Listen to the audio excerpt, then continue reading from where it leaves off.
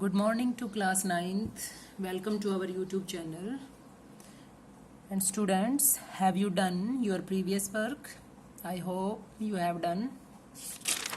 But in our previous video, we have complete our 4 questions of chapter number 2, Physical Features of India.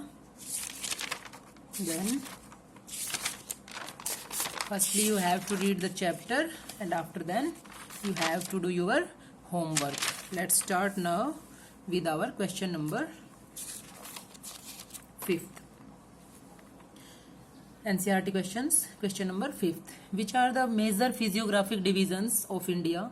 Contrast the relief of the Himalaya region with that of the peninsular plateau. Okay. इसमें पूछा गया है कि जो हमारी India के physiographic divisions कौन कौन से हैं, और इसमें हमने कॉन्ट्रास्ट करना है रिलीफ का हिमालय रीजन के रिलीफ का और पेनिनसुलर प्लेट्यू का. Okay. Then the physical features of India can be grouped under the following divisions. The first is Himalaya mountains. We have already read, so I hope you understand all these physiographic divisions. The Himalaya mountains, the northern planes,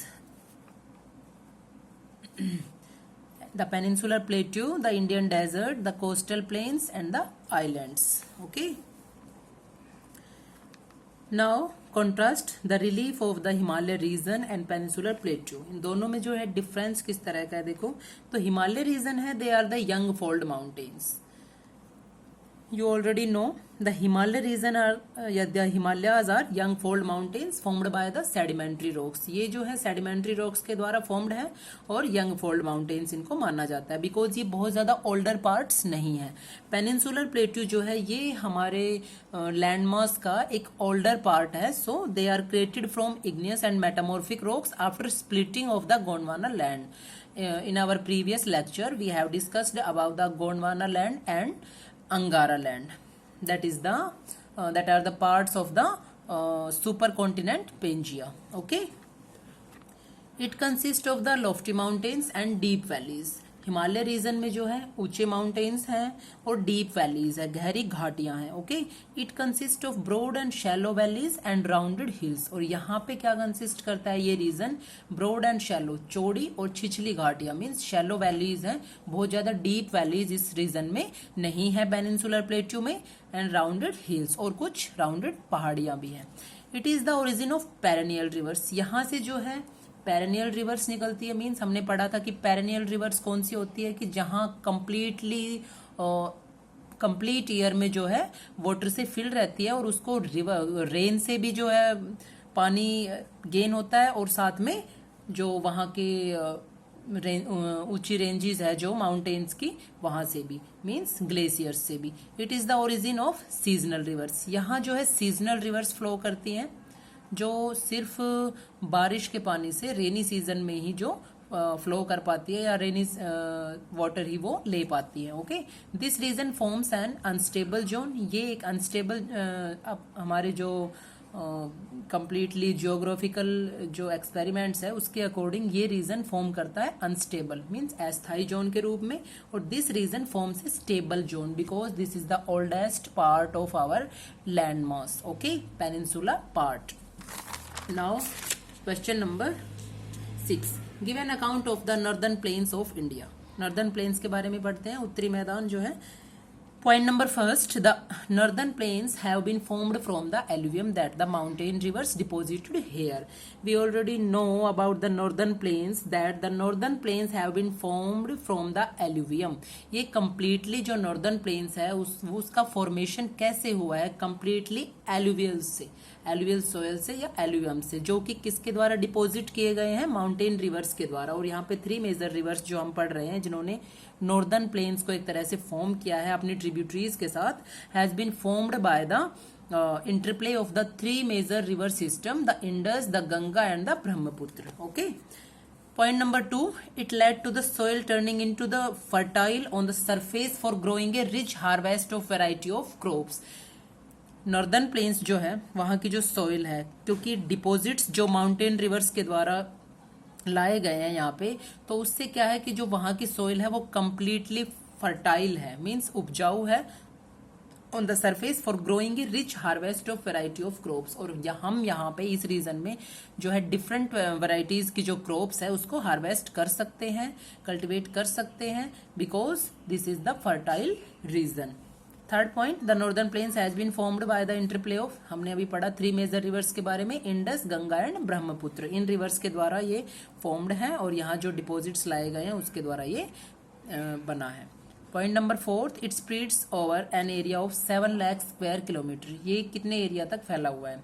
7 lakh square kilometre तक ये spread है, फैला हुआ है। The plain being about 2400 kilometre long, इसकी जो length है 2400 kilometre and 240 to 320 kilometre broad, और 240 से 320 किलोमीटर इसकी चौड़ाई मानी जाती है। Now next point, the difference in relief has led the North Indian plains to be divided into 4 zones। हमने इसके रिलीफ के बारे में डिस्कस किया था अपने लास्ट लेक्चर में, जब हमने चैप्टर रीड किया था तो उसमें क्या पढ़ा हमने कि जो इस रिलीफ के अकॉर्डिंग जो नॉर्दर्न प्लेन्स है इसको हमने 4 जोन्स में डिवाइड किया गया है, Bhabar, Terai, Bangar and Khadar. Okay, question number 7, write short notes on the following. इसमें फर्स्ट क्वेश्चन आता है, the Indian desert. The Indian desert lies towards the western margins of the Aravalli hills. ये मैंने आपको मैप के थ्रू लोकेट करके भी बताया था कि ये कहाँ लोकेट है और अरावली हिल्स कहाँ पे है। तो ये कहाँ है? अरावली हिल्स के वेस्टर्न मार्जिन्स में की तरफ इंडियन डेजर्ट जो है लाई करता है, राजस्थान में। It is an sandy plain covered with sand dunes. ये एक सैंडी प्लेन है, एक रेतीला मैदान है जो जिसमें different and many sand dunes जो है वहाँ है, कोल्ड बरकांस, जिसको हम क्या कहते हैं? बरकांस। बरकांस के बारे में भी हम ऑलरेडी अपने चैप्टर में डिस्कस कर चुके हैं। Point number 3, this region receives very low rainfall below 150 mm per year. ये रीजन जो है बहुत लो रेनफॉल रिसीव करता है और 150 mm per year means 15 centimetre about, ठीक है, 15 सेंटीमीटर से भी बिलो जो है रेनफॉल यहाँ पे होती है। इसलिए it has low vegetation cover, और इसलिए यहाँ पे जो वेजिटेशन कवर है वो बहुत ज़्यादा नहीं है, बहुत लो है। और Luni is the only large river in the region, और इस रीजन की जो सबसे लार्ज रिवर है वो कौन सी है? लूनी। और यहाँ पे जो है किस तरह के ट्रीज, एक तरह से कटीले, जैसे कि कैक्टस हो गया और ये बबूल, कीकर, इस तरह के जो ट्रीज है यहाँ पे ग्रो करते हैं। Okay, due to the low rainfall. Now next question is central highlands. Central highlands are the part of the peninsular plateau lying to the north of the Narmada river. So students, we already know our peninsular plateau is divided into 2 parts. The first is Central Highlands and the second is Deccan Plateau. Okay, now we are discussing about the Central Highlands. The Central Highlands are the part of the peninsular plateau lying to the north. North में lie करता है किसके? Narmada river के, covering a major area of the Malwa Plateau. Malwa का जो पठार है, Malwa plateau जो है वो completely इससे covered है, और इसी को हम क्या कह रहे हैं? Central Highlands. Central means by the name we can identify this, means central means बीच में, और highlands means ऊंची उठी हुई भूमि, एक तरह से हम इसको बोल सकते हैं। The Vindhya range is bounded by the central highlands on the south, और south में ये completely विंध्या रेंज से घिरा हुआ है, और Aravalli is on the north west, और नॉर्थ वेस्ट में अरावली रेंजेस से। The flow of the rivers draining of this region, namely the Chambal, the Sindh, the Betwa and the Ken. इस रिवर में जो ड्रेन करने वाली रिवर्स हैं, फ्लो होने वाली रिवर्स है जो इस रीजन को ड्रेन करती हैं, वो कौन कौन सी है? चंबल, सिंध, बेतवा और Ken. The central highlands are wider in the west but narrower in the east. By through our map we have already discussed about this direction of the central highlands कि ये wider है, मीन्स चौड़े हैं वेस्ट में, but narrower in the east, लेकिन east में ये इतने ज्यादा वाइड नहीं है, नैरो है, ठीक है। The eastward extensions of this plateau are locally known as Bundelkhand and Baghelkhand. जो इसका ईस्टवर्ड एक्सटेंशन है, जो इसका ईस्टवर्ड फैलाव है इस प्लेटू का, लोकली उसको बुंदेलखंड एंड बघेलखंड के नाम से जाना जाता है। Now our last question is the island groups of India. Students, India consist of two main island groups. जो हमारा भारत है वो कंसिस्ट करता है टू मेन आइलैंड ग्रुप्स को। The one is the in the Arabian sea and second is the Bay of Bengal, okay, namely Lakshadweep and Andaman and Nicobar Islands.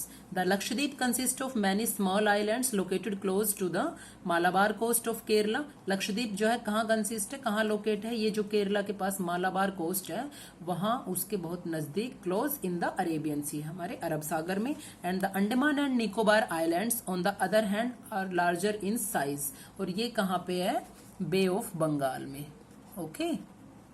Map के through मैंने आपको इनकी जो लोकेशन है वो दिखाई भी थी और आप ऑलरेडी जानते भी हो इनके बारे में।